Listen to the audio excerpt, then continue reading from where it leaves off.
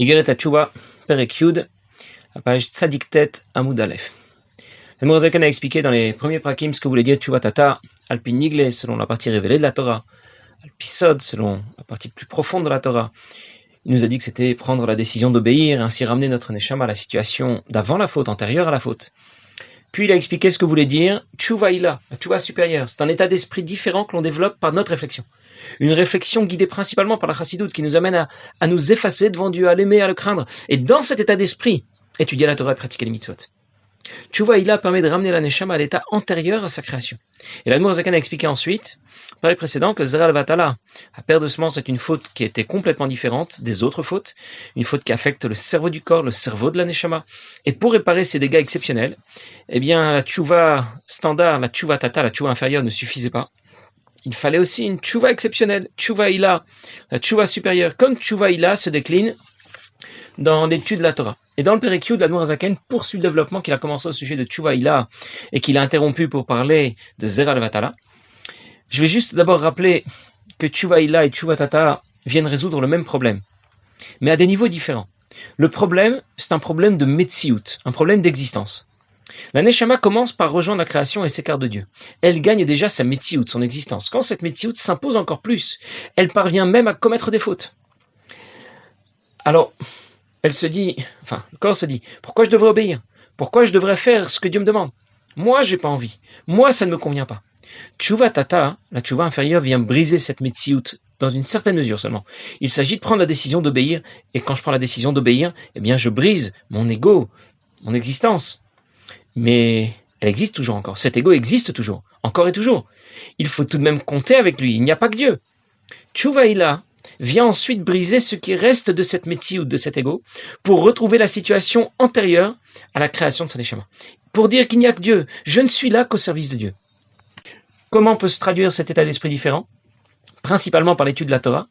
La Torah, c'est plus que l'expression de la sagesse de Dieu, c'est Dieu lui-même, c'est l'adresse de Dieu, si on peut dire. Mais aussi par la pratique des mitzvot. Les mitzvot qui sont l'expression de la volonté de Dieu. Et dans le Perek Yud, l'Admour Zaken va expliquer que l'état d'esprit de Tchouva Ila va aussi se traduire dans la Tfila. Tchouva Ila s'inscrit dans un mouvement de rapprochement de Dieu. Je cherche davantage de proximité avec Dieu. Comment l'obtenir? En étudiant la Torah, en pratiquant les mitzvot, comme on l'a vu dans les prakim précédents, bien sûr, mais aussi par la Tfila, comme nous allons le voir dans le Perek Yud. L'étude de la Torah et la pratique des mitzvot sont plutôt orientées du haut vers le bas. Parce que c'est Dieu qui nous donne accès à sa sagesse. Dieu nous donne les mitzvot que nous devons respecter. Mais d'un autre côté, c'est moi qui m'investis dans l'étude. Et j'élève le monde matériel que je fais intervenir dans la pratique des mitzvot. Et donc l'étude de la Torah et la pratique des mitzvot s'oriente aussi du bas vers le haut, et pas seulement du haut vers le bas. La tfila aussi, elle est orientée du bas vers le haut, puisque je m'adresse à Dieu au cours de la tfila. Mais j'obtiens en retour que mes tfilotes soient concrètement exaucées dans ce monde. La tfila s'oriente donc aussi du haut vers le bas. C'est pour ça que dans certains ma'amarim, on parle de la tfila comme étant orientée du bas vers le haut, parfois du haut vers le bas. On parle de Torah et mitzvot comme étant orientée du haut vers le bas, parfois du bas vers le haut.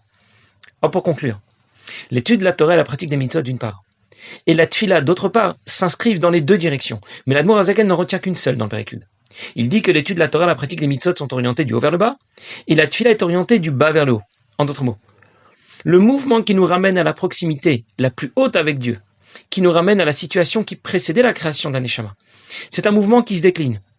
Du haut vers le bas, principalement par l'étude de la Torah et aussi par la pratique des mitzvot, et du bas vers le haut, par la tfila. Quand deux personnes doivent se rencontrer, le premier est au sommet de la montagne, le deuxième est en bas. Il vaut mieux que le premier descende, ou il vaut mieux que ce soit le deuxième qui monte. Je vais le dire autrement. Il vaut mieux assister à un cours, écouter quelqu'un qui parle, ou il vaut mieux ouvrir un livre et étudier par ses propres moyens. Qu'est-ce qui sera plus productif, plus efficace, plus intéressant? Quand j'écoute quelqu'un parler, il va peut-être m'apprendre des choses que je n'aurais jamais découvertes par moi-même.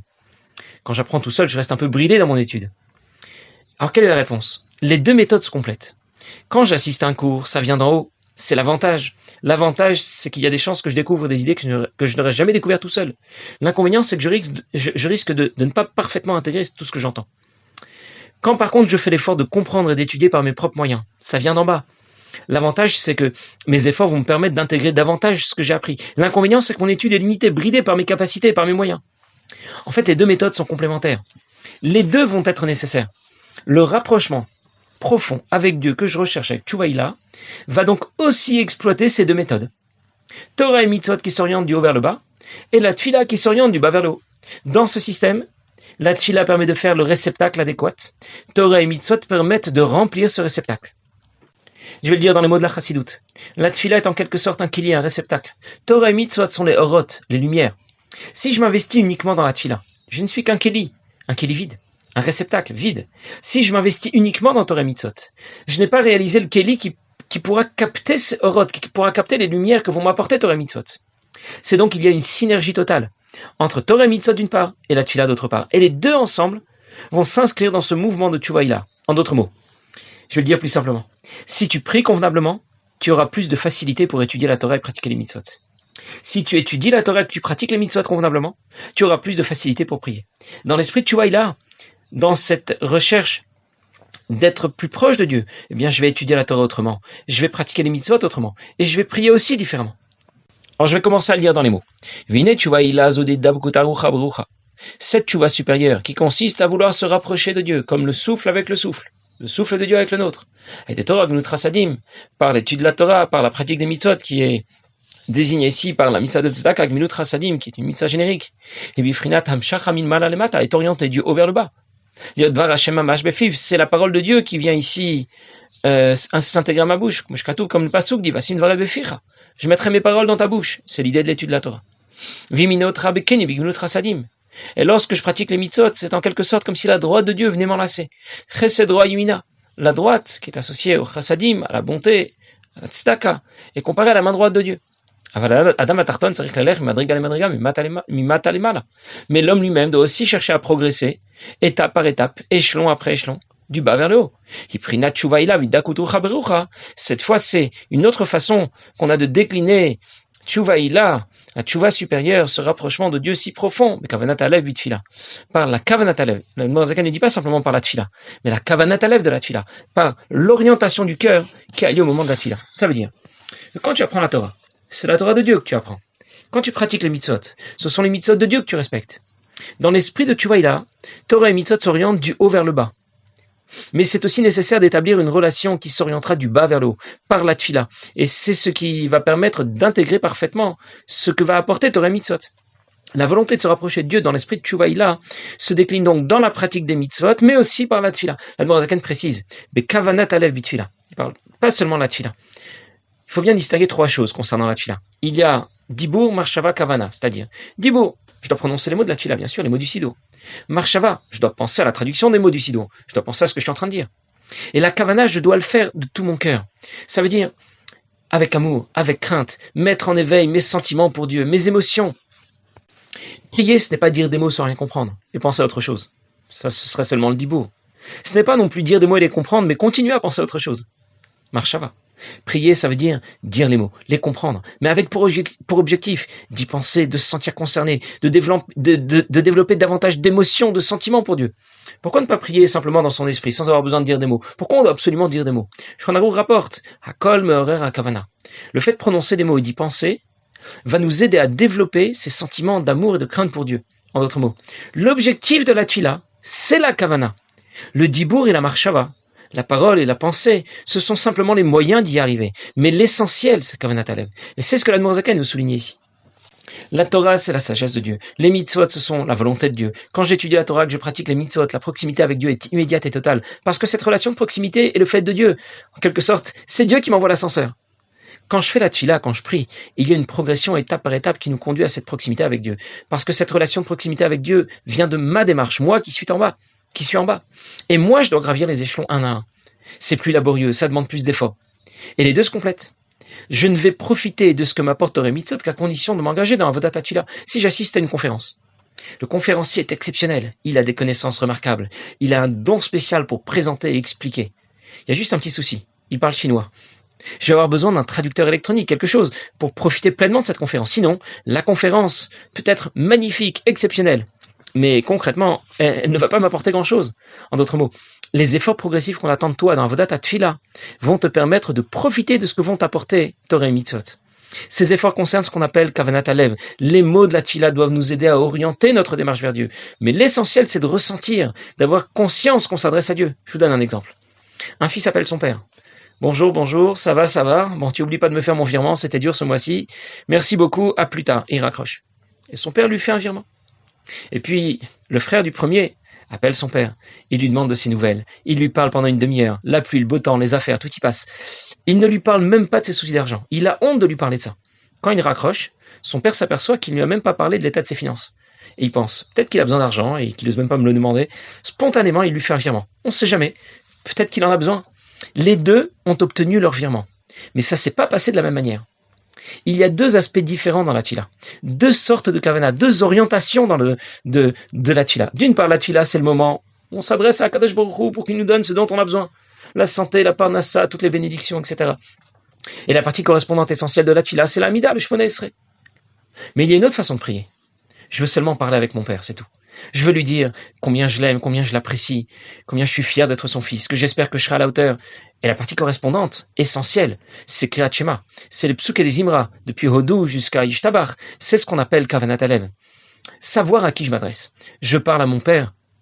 Je parle à mon père ou je parle à mon banquier ou je parle à mon médecin.